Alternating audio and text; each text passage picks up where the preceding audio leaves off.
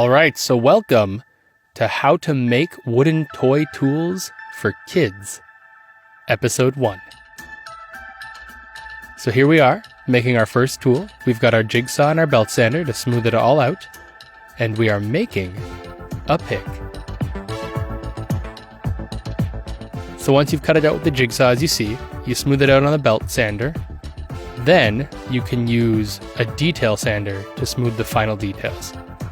Now, we're going to move on to making a wrench. So as you can see, we trace the outline, then we use our saw to cut it out, taking very careful attention to make sure that we make the cuts appropriately. And then, we have our wrench in its rough form. Now again, with the belt sander, we smooth out all of the main large sections. Then we can move on to sanding that again with a detail sander or a hand sander, or here we're using a Dremel. It's entirely up to you based on what tools you have. Now we're going to make a saw. As you saw, we used a plane to bring it down to the right thickness and smooth it out.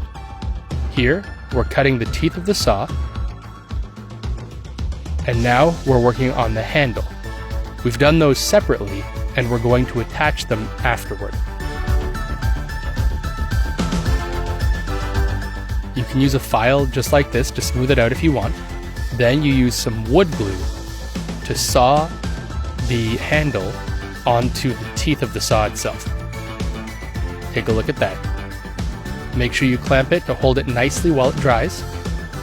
And then once it's all nice and dry, you can move on and finish the final details of it.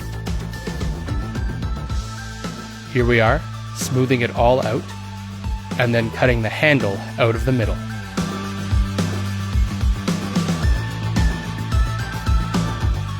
Same as before, with the handle you can sand the inside,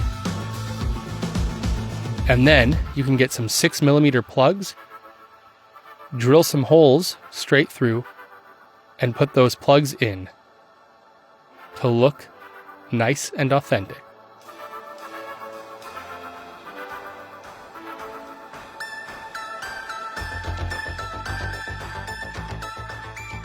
You can use the bandsaw like we've been using to cut it nice and smooth, sand it down yet again, and then you can apply your finish. Here we're using homemade beeswax, but you can use mineral oil or any other safe for children wood stain. Thanks for watching, and enjoy the tools.